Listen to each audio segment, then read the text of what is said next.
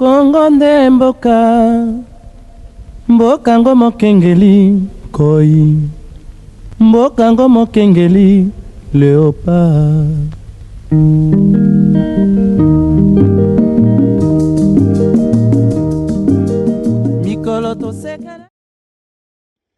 Comme vous pouvez bien le constater, je suis sur la route Rocade. Je suis sur la route Rocade, une route qui est en train de relier la ville de Kinshasa. Donc la route va relier la partie sud-est et sud-ouest de la ville de Kinshasa, dont les travaux sont déjà en train d'avancer. Les travaux avancent sérieusement, je vous dis. C'est un projet de coopération sino-congolaise, donc entre la Chine et la République démocratique du Congo, lancé par le président de la République, Félix-Antoine Tshisekedi, en 2022. Maintenant, qu'en est-il de l'évolution des travaux? Selon les informations recueillies sur place, on nous a dit que sur le site ou sur le tronçon, il y a deux tronçons. Il y a le tronçon sud-est et sud-ouest. Sur le tronçon sud-ouest, les travaux évoluent complètement. On est à 68% de travaux.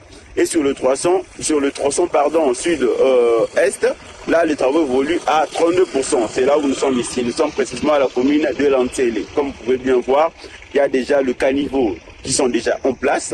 Le reste là, c'est en train de faire. Donc, il y a de blocage. Le blocage, c'est surtout au niveau de l'indemnisation de personnes qui ont laissé leur parcelle. Maintenant, c'est ça qui bloque un peu l'évolution de travaux. Pourquoi? Parce que ces personnes attendent à ce qu'ils puissent être indemnisés suite à la démolition de leur parcelle. Donc l'État a déjà commencé à lancer l'identification de ces victimes. Alors aujourd'hui, nous sommes venus filmer, vous montrer le travaux, le projet que le président de la République a lancé.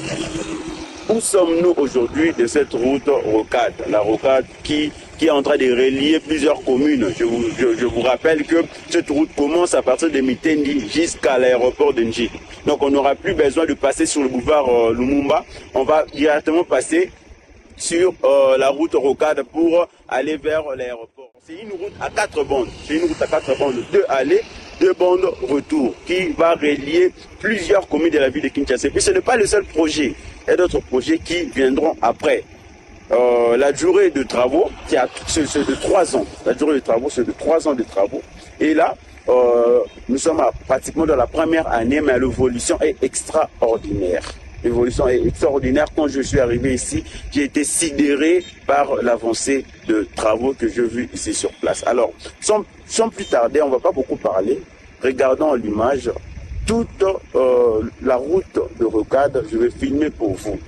Donc là, Sabine, on dit là, Rocade, on va prendre une moto, on va visiter, jusqu'à arriver là où ils sont en train de construire un pont. Il y a un pont de Maindili, ils sont en train de construire. Ici, je suis précisément sur l'arrêt RTNT, où il y a également des terres ici. Il y a de terre, il y a de terrain. Si vous voulez acheter, c'est le temps de venir. Contactez-nous en privé. On va vous mettre en contact avec le chef coutumier pour l'acquisition de terres légalement et dans le respect de la loi. Comme vous le voyez bien alors. En tout cas, c'est un projet d'une grande envergure qui va désenclaver la ville.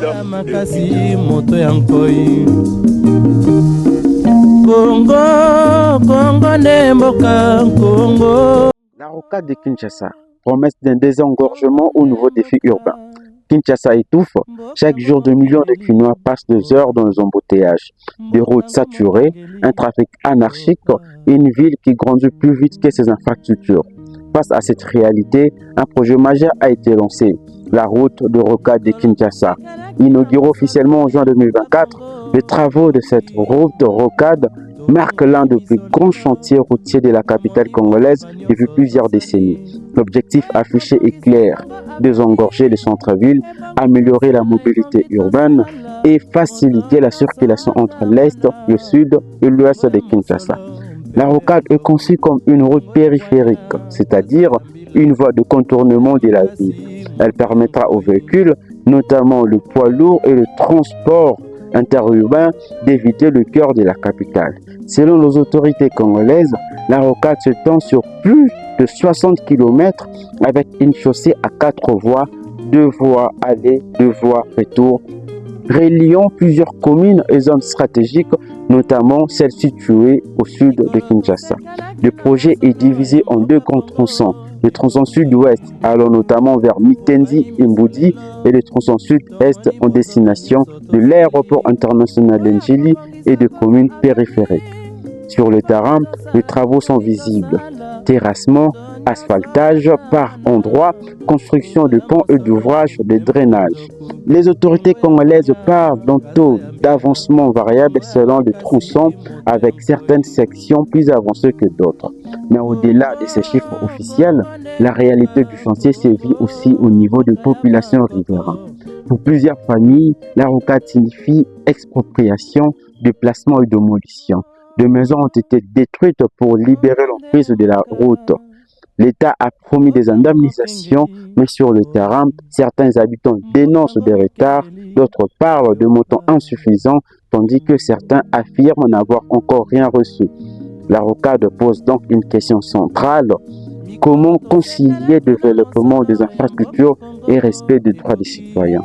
Présence des familles, suivie d'une remise en terre hors du tracé, avec l'accord des familles et les chefs de terre. Le long de 73 km qui constituent la rocade, nous avons trouvé 18 cimetières, dont 2 sur la rocade est et 16 sur la rocade ouest. Il faudra signaler qu'il y a des cimetières dans la province du Bas-Congo et dans la province de Kinshasa. Parce que la rocade sud-ouest passe par le Bas-Congo, de son PK8 à son PK15. Et là, nous avons eu 6 cimetières que nous avons déjà eu à délocaliser, pour un total de 202 corps. Pour l'instant, il nous reste ceux des cimetières de la rocade sud-est. Nous sommes encore dans les formalités administratives, donc pour un total d'à peu près 500 corps. Alors, qu'est-ce que nous faisons? Quand on nous signale la présence d'un cimetière, prenons contact avec les autorités coutumières locales, nous aident à identifier les personnes décédées et à nous mettre en contact avec les familles. Avec les familles, nous signons des procès verbales d'entente.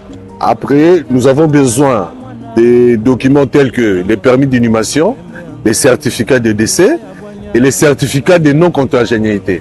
Tous ces documents réunis, nous les envoyons au gouverneur de province. Et les gouverneurs de province pourront mener un arrêté d'exhumation. Ce n'est qu'après cet arrêté qu'on procède à l'exhumation avec les concours de la Croix-Rouge. Malgré ces quelques anicroches, la première année de vie du projet des 2 premières rocades de Kinshasa aura été une belle réussite. L'ouverture de l'emprise du projet sur l'ensemble du linéaire de 73 km allant de Mboudi à l'aéroport de Ndjili, la construction des sous-couches de la route sur plusieurs sections avec en prime l'asphaltage d'une dizaine de kilomètres déjà réalisés, les expropriations en cours de bouclage sont autant de faits notables qui présagent la fin de ce projet dans les délais impartis, soit d'ici fin 2027. D'un point de vue économique, les enjeux sont très considérables. Une fois achevée, la rocade pourrait réduire le temps de transport, faciliter l'acheminement de marchandises et stimuler les activités économiques dans les zones jusque-là enclavées. Pour le transporteur, c'est l'espoir de circuler sans traverser les embouteillages interminables du centre-ville. Pour le commerçant, c'est la possibilité d'accéder plus rapidement au marché. Pour le usager ordinaire, c'est l'espoir de passer moins de temps sur la route et plus de temps en famille. Esengo nanga penda eza koto babenga biso toza na zamba mawa lokola nzele leki tokomi na prince na sepeli makasi na sepeli vraiment ndenge babongiseli biso nzela ntuka esengo makasi tondimaki teke un jour nzele koleka a mais ndenge nzele eleki antuka toza na esengo makasi etondinga na motema mpo nateka fufu na dépensaka mikolo nyonso na batransport ba 15 000 ba 20 000 mais soki transport ekoti awa na kodepanse lisusu bongo te yango na toza mpenza na esengo makasi bakei zamba mais lelo tomo se retrouve na zamba ngo zambe akitisi bakonzi motema basali biso nzela tokomona oyo lelo oyo en tout cas topesi matondo mingi na nzambe oyo apesi makamissio na bakonzi et puis na remercie mingi mokonzi ya mboka Fachi Beton, mes respects chef de l'état umela yaya babilonga en tout cas oui, c'est vrai. Mais des défis restent encore nombreux. La question de l'entretien futur de cette route se pose déjà. Kinshasa a connu par le passé des infrastructures construites sans mécanisme durable de maintenance. Sans entretien régulier, même la plus grande route peut se dégrader en quelques années. Autre enjeu, la sécurité routière. Une route rapide, mal encadrée, sans signalisation adéquate ni contrôle, peut devenir un facteur d'accident. Il y a aussi l'enjeu de l'urbanisation. Autour de la rocade, de nouveaux quartiers risquent de se développer rapidement. Sans planification urbaine, cela pourrait recréer à moyen terme le même problème que ce que la rocade est censée résoudre. La rocade de Kinshasa est donc plus qu'une route. C'est un test de gouvernance, un test de planification et un test de vision à long terme pour la capitale congolaise. Pour les autorités, c'est une vitrine de l'action publique. Pour les citoyens, c'est une promesse attendue mais observée avec prudence. Une chose est certaine, la rocade changera le visage de Kinshasa. Reste à savoir si ce changement profitera durablement à tous. Entre espoir, attente et interrogation, la route est encore longue. Et comme cette rocade elle-même, le chantier du développement urbain de Kinshasa est toujours en cours.